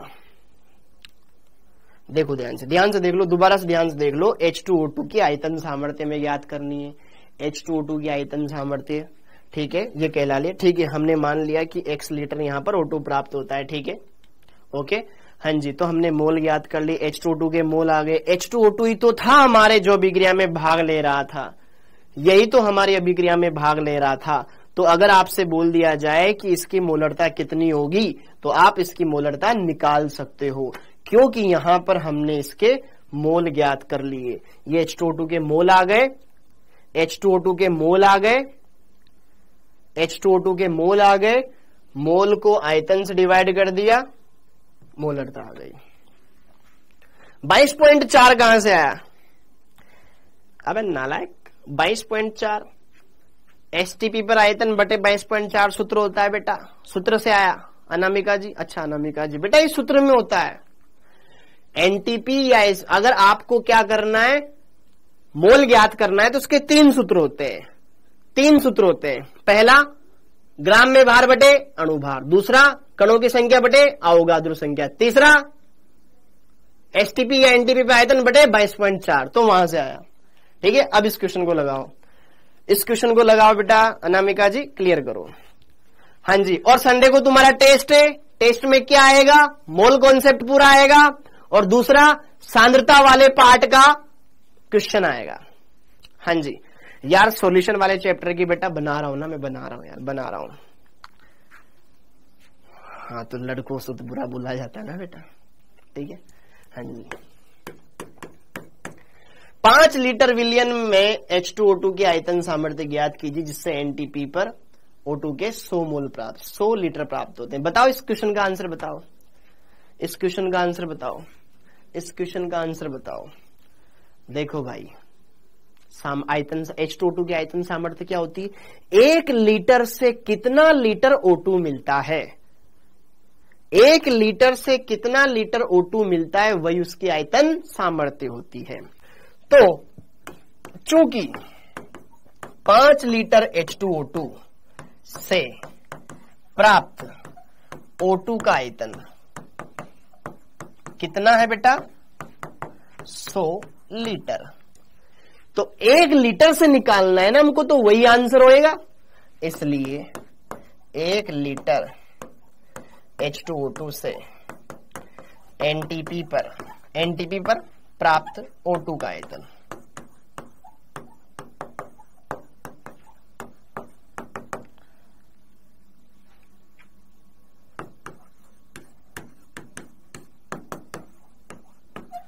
भाई हमने 5 लीटर पेट्रोल भरा लिया। 5 लीटर पेट्रोल में गाड़ी 100 किलोमीटर चली, तो माइलेज कितने का दिया ये पूछ रहा है। तो 1 लीटर में कितनी चली फटाफट से? अरे 20 का माइलेज दे रही है यार मेरी गाड़ी तो, यार मेरी गाड़ी तो 20 का माइलेज दे रही है ना।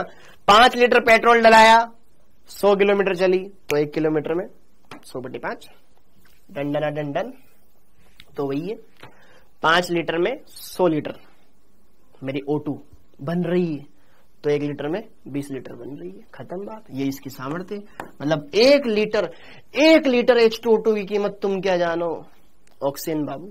ठीक है, ऐसे कर लेंगे। हो गया क्या? अब कुछ इंपॉर्टेंट पॉइंट, कुछ छोटे छोटे पॉइंट जो मैं आपको बताना चाहता हूं, सिखाना चाहता हूं, वो आपकी स्क्रीन पर ये रहे। देखो क्या क्या चीजें। पहला पॉइंट लिखना है इनको बेटा, लिखना है। ठीक है, पहला पॉइंट हेडिंग डाल लो, इंपॉर्टेंट पॉइंट्स, हेडिंग डाल लो इंपॉर्टेंट पॉइंट, जिसमें पहला पॉइंट लिखो अत्यधिक तनु विलयनों जैसे ही वातावरण में अशुद्धियां, समुद्री जल में उपस्थित लवण की सांद्रता को पीपीएम में व्यक्त करते हैं, क्योंकि वहां पर घुली हुई सांद्रता बहुत कम होती है, तो उनके लिए पीपीएम का इस्तेमाल करते हैं। दूसरी बात, काम की बात, वे सांद्रता पद जिसमें आयतन होता है वे ताप पर डिपेंड करते हैं। अच्छा, जिसमें आयतन होता है वे आयतन पे नहीं, वे ताप पर डिपेंड करते हैं। यहां क्या लिखा हुआ है बेटा? ताप।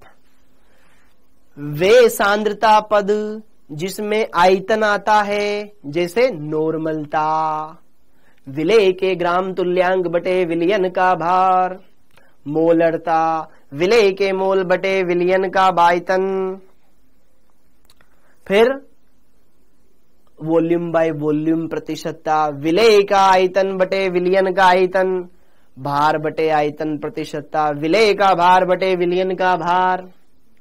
इन सब में फॉर्मलता में भी आता है, फॉर्मलता में होता है विलय के ग्राम सूत्रभार बटे विलयन का आयतन, मोलरता, नॉर्मलता, फॉर्मलता, आयतन प्रतिशतता, वेट बाय वी प्रतिशतता आदि ताप पर डिपेंड करते हैं।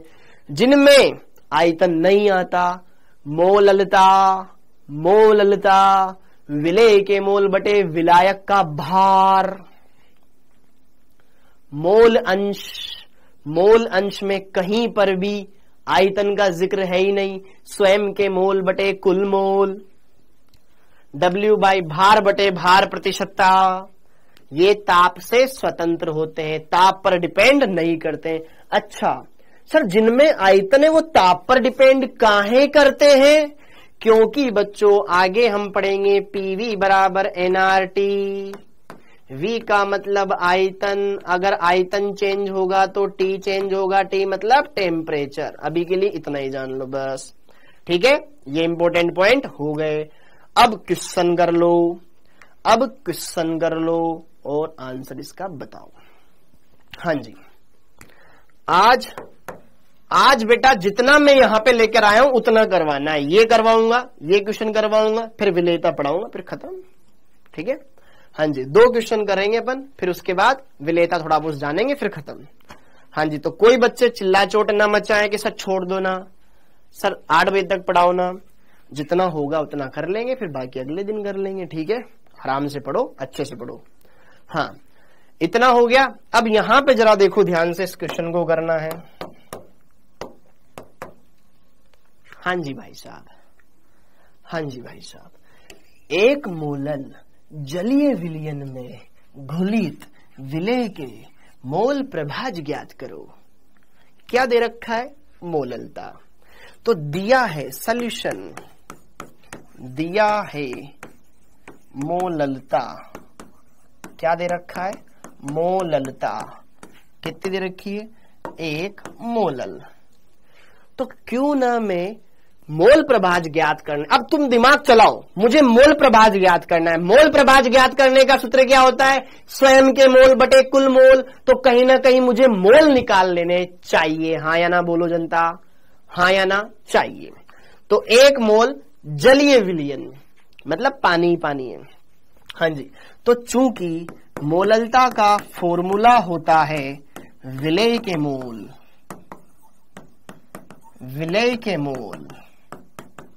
बटे विलयन का आयतन। अब रुक जाना बेटा, विलयन का आयतन।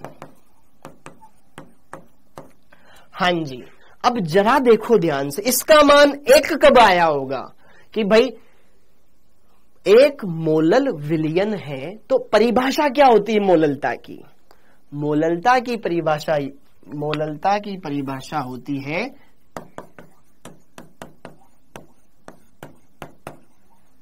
ठीक है, करेक्ट कर दिया मैंने। मोललता की परिभाषा होती है कि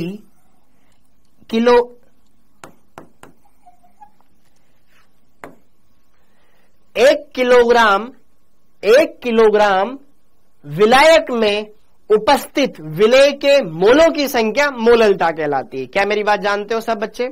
परिभाषा ये बोलती है कि 1 किलोग्राम में कितने विलेय के मोल है, वही मोललता है। और ये एक कब आएगा? जब 1 किलोग्राम में 1 मोल हो।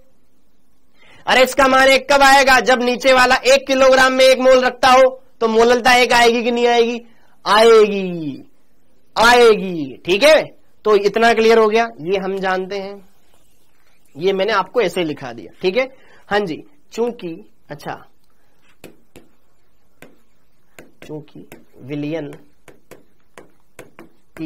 विलयन एक मोलल है, अर्थात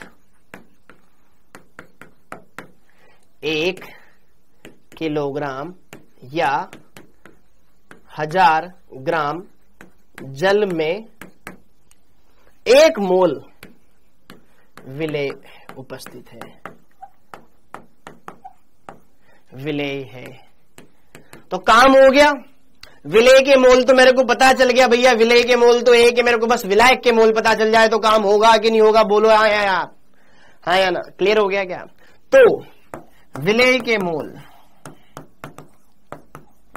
के मोल आ गए भाई साहब मेरे पास 1। अब विलायक कौन है? जल है। तो विलायक के मोल ज्ञात करने हैं मेरे को। विलायक के मोल ज्ञात करने का सूत्र ग्राम में भार बटे अणुभार। विलायक का ग्राम में भार 1000, अणुभार विलायक बोले तो जल का अणुभार 18, जल का अणुभार 18, जल का अणुभार 18, तो 1000 बटे 18। तो हल करोगे 55.55 आता रहेगा। ये मोल आ गए विलेय के मोल, विलायक के मोल। विलेय का मोल प्रभाज पूछा है, इधर जगह नहीं है, ऊपर लिख दूं। हाँ जी, तो विलेय के मोल प्रभाज आ जाएंगे। सूत्र क्या होता है? स्वयं के मोल बटे कुल मोल। स्वयं का मोल 1, कुल मोल 1 प्लस 55.5, तो बराबर होता है 1 बटे 56.5। 1 में 56.5 का भाग लगाओ, आंसर आएगा 2। ठीक है, 0.0107 यही आ रहा होगा। अच्छा, 177 ये आ गया मोल प्रभाज। मात्रक नहीं होता। ठीक है, खत्म। चमका या नहीं चमका? चमका या नहीं चमका? अरे 1 मोल का मतलब क्या है कि गुरुजी? 1 मोल का मतलब ये है कि 1 किलोग्राम विलायक में विलेय के 1 मोल उपस्थित है। तो विलेय के मोल पता चल गए। विलायक का भार, तो विलायक का ग्राम में भार बटे अणुभार, विलायक के मोल पता चल गए। विलेय के मोल, विलायक के मोल, तो मोल प्रभाज आएगा। इसको लगा डाला तो लाइफ झिंगा लाला। अगला प्रश्न, हाँ जी, मोलरता वाला। 120 ग्राम यूरिया 100 ग्राम पानी में घोला गया है, जिसका घनत्व इतना है। फाइनली इस विलेन की मोलरता याद करो। तो कैसे करेंगे? तो दिया है यूरिया का भार कितना? 120। क्या ये मेरा विलेय है? किसमें घोला गया है? 1000 ग्राम पानी में घोला गया है 1 किलो में। ठीक है, हाँ या ना? इसका अणुभार दे रखा है 60 ग्राम। बहुत बढ़िया। हाँ जी, जल मेरा क्या है? विलायक है। विलायक का भार दे रखा है कितना? 1000 ग्राम। हमें ज्ञात क्या करना है? मोलरता। ज्ञात क्या करना है? मोलरता। अब मोलरता ज्ञात करने का सूत्र क्या होता है? विलेय के मोल बटे आयतन लीटर में। किसका आयतन? विलयन का आयतन। अब विलयन का आयतन दूर दूर तक देख रहा हूं, दिख ही नहीं रहा, तो आयतन कैसे याद करें? आयतन कैसे याद किया जाए? क्या होगा इसका आयतन है? कैसे याद करेंगे? तो आयतन के लिए हमें घनत्व दे रखा है। घनत्व बराबर क्या होता है? द्रव्यमान बटे आयतन। द्रव्यमान किसका? विलयन का। ये विलेय है, ये विलायक है, तो विलयन का भार निकालना पड़ेगा। तो मुझे विलेय का भार प्लस विलायक का भार ऐड करके मैं विलयन का भार निकाल लूंगा। विलयन का भार पता चल गया, अर्थात द्रव्यमान पता चल गया। घनत्व है तो आयतन आ जाएगा। समझ में आया? समझ में आया? तो हमें क्या करना पड़ेगा? तो विलयन का भार। अरे मैं कोई भी काम क्यों कर रहा हूं उसके पीछे सोचो कि सर ने ये क्यों किया। क्योंकि हमारे सूत्र की रिक्वायरमेंट है कि यहां मुझे आयतन रखना है, तो मुझे कहीं ना कहीं कुछ लोचपोच तो करना पड़ेगा। तो यार विलायक का भार, मेरे को विलयन का भार निकालना है। विलेय प्लस विलायक का भार, ये 120 ग्राम प्लस 100 ग्राम, 1000 ग्राम बोले तो 1120 ग्राम आ गया। हाँ जी, ओके, क्लियर हो गया? हाँ जी, चूंकि घनत्व मुझे निकालना है विलयन का, तो घनत्व निकालने के लिए क्या करना पड़ेगा? द्रव्यमान बटे आयतन करना पड़ेगा। और आयतन, द्रव्यमान भी किसका? विलयन का रखूंगा और विलयन का आयतन ज्ञात कर लूंगा। तो मुझे विलयन का आयतन ही तो सूत्र में चाहिए, तो आयतन ज्ञात करने के लिए क्या? द्रव्यमान बटे घनत्व कर दूं क्या? तो वहां से आयतन निकल जाएगा। ठीक है, ये अलग से आपके लिए प्रोसेस। हाँ जी, हमारे को तो ये चाहिए था, ये पता चल गया। हमें क्या निकालना है? मोलरता। अतः मोलरता ज्ञात करने का सूत्र विलेय के मोल बटे विलयन का आयतन लीटर में। हाँ जी, मोलरता। हाँ जी भाई साहब, बनेगा कि नहीं बनेगा? क्वेश्चन बोलो ना यार, बनेगा कि नहीं बनेगा? बनेगा तो बनाओ। विलेय का ग्राम में भार बटे अणुभार मोल निकाल लूंगा। ग्राम में भार 120, अणुभार 60 दे रखा है। आयतन रखना है। आयतन के लिए मेरे को क्या करना पड़ेगा? घनत्व को बटे में लाना पड़ेगा द्रव्यमान के। द्रव्यमान विलयन का कितना? 1120 बटे घनत्व कितना? 1120 ग्राम में। किसमें? ग्राम में। ठीक है, तो 1120 बटे 1.15, तो ग्राम, और ये ग्राम पर ml में है, तो कहीं ना कहीं ml में आयतन आएगा, तो इंटू 10 की घात 3 करना पड़ेगा। तो हल कर लो, 60 से कट गया 120 2 बार, बोलो तो ऊपर क्या बच गया? 2 बच गया। 1.15 ऊपर चला गया, 1.15 ऊपर चला गया। बटे में क्या बच गया? 1120 बच गया, गुणा में 1000 बच गया। तो दशमलव हटाया, दशमलव के बाद 2 अंक, बटे में 2 जीरो लगाया, तो 2 जीरो से 2 जीरो छमछम, 1 जीरो से 1 जीरो छमछम, 2 गुणा 115, 230 बटे 112, 230 बटे 112 बच गए, और जो काटने पर वापस से 115 बटे 56 बच गए। 115 बटे 56, 156 का दुगुना होता है 112, 56 का दुगुना होता है 112, तो 2 से बड़ा मान। 0.5 कैंसिल, 1.2 खत्म। अरे भैया इसको लगा डाला तो लाइफ झिंगा लाला, ऑप्शन नंबर 1 हो गया। आगे कैलकुलेशन करनी नहीं पड़ी। 56 का दुगना होता है 112, तो 2 से बड़ा मान आएगा 2.05 मोलर। हाँ या ना बोलो जी बोलो, क्या हमने इसको सोल्व कर लिया और आंसर पर टिक कर दिया? हो गया हमारा ये प्रोसेस भी कंप्लीट। अब सोल्यूबिलिटी, विलेयता पर हम आए। सोल्यूबिलिटी हम पढ़ें उससे पहले एक छोटी सी चीज मैं आपको बताना चाहता हूं, ठीक है?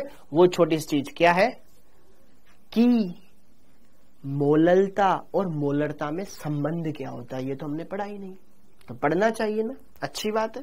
हाँ जी, तो ये हेडिंग डाल लो, छोटा सा हेडिंग डाल लो ताकि आपको ये सूत्र काम आएगा। मोललता स्मॉल m एवं मोलरता कैपिटल M में संबंध।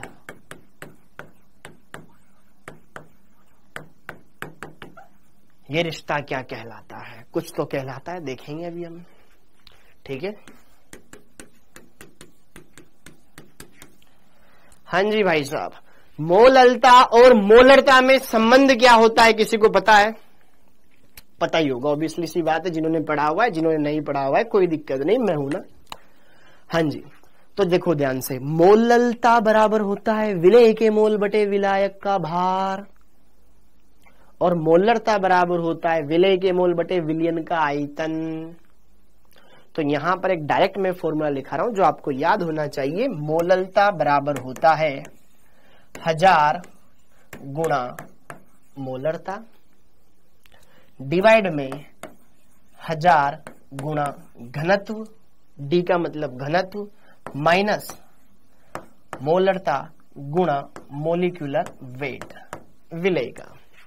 ये सूत्र होगा, ये सूत्र आपको डायरेक्ट आंसर तक पहुंचा देगा। मोलरता दे रखा हो तो मोललता ज्ञात कर सकते हो, जहां स्मॉल m मोललता है, कैपिटल M मोलरता है, स्मॉल d घनत्व है विलयन का।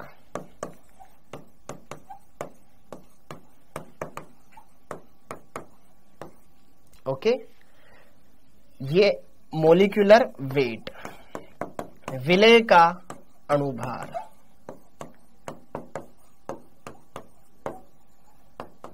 अणुभार।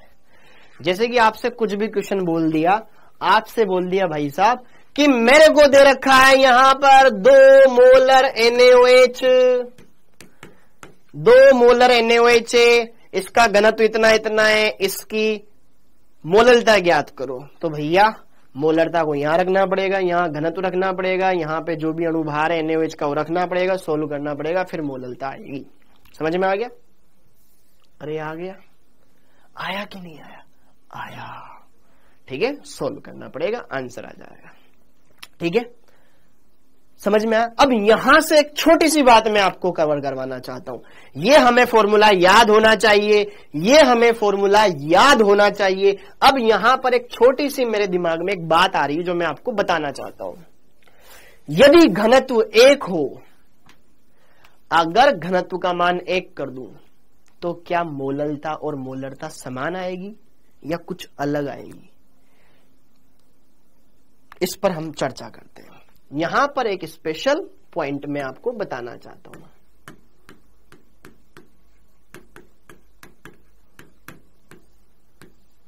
समझिएगा बच्चों, समझिएगा, छोटी सी बात है लेकिन मोटी बात है। यदि D बराबर कितना हो? 1 हो,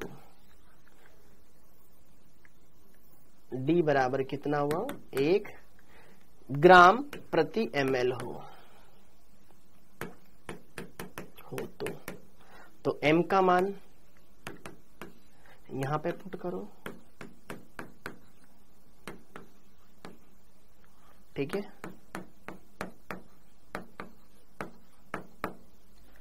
ओके, तो अगर ये 1 हो गया तो यार यहां पर क्या हो जाएगा?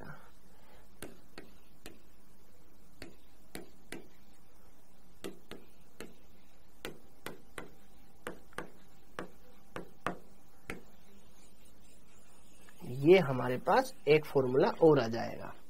तो यहां पर आप कुछ और चीजें और अच्छी तरीके से देख सकते हो। यदि D का मान 1 हो जाए तो फिर आपको इस फॉर्मूले को ही लगाना है, ओके। और इस फॉर्मूले में और भी बहुत सारी चीजें होती है, ठीक है। एक दो पॉइंट मेरे को और याद था, अभी कुछ एक पॉइंट स्लिप हो रहा है, तो मैं आपको ना उसको क्वेश्चन के जरिए, मैंने कहीं क्वेश्चन देखा था तो वो क्वेश्चन मैं आपको करवा दूंगा ताकि आपका ना वो पॉइंट भी क्लियर हो जाएगा, ठीक है। एक क्वेश्चन था, वो क्वेश्चन मेरे दिमाग में चल रहा है, शायद उसमें कुछ और डेटा था, ये तो अपन ने कर लिया, कुछ और चीज हो तो अपन उसको देख लेंगे, कोई दिक्कत नहीं। खैर, तो ये हमारे पास मोलरता और मोलरता में रिलेशन आ गया, ठीक है। तो ये दोनों चीजें ध्यान रखना, ओके। अब आती है विलेयता वाली बात, लास्ट बात, फिर खत्म करते हैं इसको, ठीक, ओके। हाँ जी, सोल्युबिलिटी क्या है? सोल्युबिलिटी क्या है? मैंने क्या लिया, पात्र लिया, पात्र में पानी भर दिया, ठीक है, ओके। अब उसमें मैं कोई चीज घोले जा रहा हूं, घोले जा रहा हूं, घोले जा रहा हूं, घोले जा रहा हूं, घोले जा रहा हूं। अगर मैं, जैसे कि देखो, मैंने मान लो उसमें चुटकी भर पानी, नमक डाल दिया, वो घुल सकता है, शायद थोड़ा ज्यादा डाल दूंगा तो शायद न घुले, उसको गर्म करना पड़े। तो बस वही है विलेयता। क्या? किसी विलयन में विलेय की वह अधिकतम मात्रा जो कि उस विलायक की विशेष मात्रा में नियत ताप पर घोली जा सके, विलेयता कहलाती है। क्या मैंने बोला? कि किसी विलयन में विलेय की वह अधिकतम मात्रा जो कि विलायक की एक दी गई क्वांटिटी में नियत ताप पर घोली जा सके, विलेयता कहलाती है। समझ में आ गया? तो यही है विलेयता। विलेय की वह मैक्सिमम अमाउंट जो कि सॉल्वेंट के गिवन अमाउंट में एट कांस्टेंट टेम्परेचर पर हम डिसोल्व कर सकें, वही उसकी सॉल्युबिलिटी कहलाती है, विलेयता कहलाती है। और विलेयता किसके ऊपर डिपेंड करती है? विलेय पदार्थ कौन है, हम घोल किसको रहे हैं, ओके। विलायक की प्रकृति पर, हम घोल किस में रहे हैं, टेम्परेचर पर और दाब पर डिपेंड करती है, ये लिख लो। अब मैं आपको एक्सप्लेन करता हूं। जैसे कि मेरे पास जल है, अब जल में मैं शक्कर घोल रहा हूं और जल में मैं एल्कोहल डाल रहा हूं, तो मुझे पता है एल्कोहल और जल दोनों लिक्विड है, अच्छे तरीके से मिक्स हो जाएंगे। शक्कर थोड़ी कम घुलेगी, तो कहीं ना कहीं विलेय के ऊपर डिपेंड कर रही है कि नहीं कर रही, हम किसको डाल रहे हैं, है ना। अगली बात, अच्छा दूसरी बात, ये तो हमने देखा विलेय के ऊपर डिपेंड करी। अब विलायक, जैसे कि मान लो मैंने कुछ केमिस्ट्री के नाम लेता हूं, जैसे कि एंथ्रासीन होता है और नेफ्थेलीन होते हैं, ये जल में नहीं घुलते, इनको बेंजीन में आसानी से घोला जा सकता है। जबकि मैं बात करूं, शक्कर हो गई, ग्लूकोज हो गया, पानी में आराम से घुल जाता है। तो मतलब विलायक के ऊपर भी डिपेंड करता है। और टेम्परेचर, जैसे कि नमक थोड़ा डालेंगे घुल जाएगा, लेकिन ज्यादा नमक को मेरे को घोलना है तो जल को गर्म करना पड़ेगा, फिर घुलेगा। तो ताप के ऊपर भी डिपेंड करता है, प्रेशर के ऊपर भी डिपेंड करेगा। कुकर में तुरंत दाल पक जाती है ना, तो कहीं ना कहीं वो अच्छे तरह से घुल जाती है, घुल जाने का मतलब विलेयता। ओके, तो क्या यार ये पॉइंट हमने कवर कर लिया? तो यहां पर आज की इस क्लास को हम समाप्त करते हैं। हाँ, उनके बारे में हम पढ़ेंगे अगले लेक्चर में। Time up, time up, time up. तो ये चीजें समझ में आई? ओके दिव्यांशी, हेलो जी हेलो। इसी के साथ आज की क्लास का यहीं पर। सर मेरा माइंड पता ना क्यों हैंग हो गया। बेटा तुम 12 बजे से पढ़ रहे हो ना यार, तो हो सकता है। Okay okay okay okay. अब देखो आप तो यार घर पे ही हो, मुझे घर जाना पड़ेगा, है ना। आप तो भी घर पे ही हो, कितना बढ़िया है। देखो घर बैठ करके पढ़ाई करने का कितना अच्छा आनंद है, कितने बजे पढ़ लो कोई टेंशन नहीं है। दिमाग में ये टेंशन तो नहीं है कि यार रात को ना मेरे को ऑटो मिलेगा कि नहीं मिलेगा, रात को मैं जा पाऊंगा या नहीं जा पाऊंगा, सड़कें खाली तो नहीं मिलेगी, सुनसान गलियों में तो नहीं भटकना। कितनी बढ़िया फायदा है, घर बैठ करके कितनी अच्छी पढ़ाई हो पा रही है। कोई ये दिमाग में ये लोड नहीं है कि मेरे को रात में घर पे खाना मिलेगा कि नहीं मिलेगा। कितनी अच्छी बात है। तो ऑनलाइन पढ़ाई कहीं ना कहीं बाकी चीजों से ज्यादा बेटर होती है। पढ़ने वाले बच्चे के लिए सबसे बेस्ट होता है ऑनलाइन वाला कंटेंट। अब आपकी कोचिंग छूटी अब बच्चे धड़ाधड़ निकल रहे, साइकिल से घर पे पहुंच रहे हैं, हाँफते हाँफते। फिर घर पे जाके ठंडी ठंडी एकदम कड़क कड़क रोटियां जो सूख करके कड़क हो चुकी वो खा रहे हो, कितना बुरा लगेगा। ठीक है, घर पर रह करके बढ़िया से पढ़ाई करने से बढ़िया और कोई चीज नहीं है। ठीक है, तो अच्छे सारे रूम पर रहते हैं sir. Okay okay, Nagendra Goswami कैसे लाल हो रहा है बेटा? सब मंडे को ही क्लास है, सबकी क्लास मंडे को है, मंडे को क्लास रहेगी, संडे को तुम्हारा टेस्ट है। देखते हैं इस टेस्ट में किसके कितना नंबर आता है, इस टेस्ट में कितना नंबर आता है देखते हैं। हमने पढ़ाया तो अच्छा है, ये तो आप ही बोलते हो कि सर मजा आ गया मजा आ गया मजा आ गया। ओके, तो आप टेस्ट में कितने नंबर लेकर आते हो ये आपको डिसाइड करना है, विलेता नहीं आएगा, इससे पहले का आएगा। ओके, तो टेस्ट देखते हैं। ओके, हाँ जी, चक दे पट्टे नप दे गिल्ली, सुबह जलंधर रात को दिल्ली। तो बाय बाय बच्चों, bye bye, take care, thank you, जय हिंद।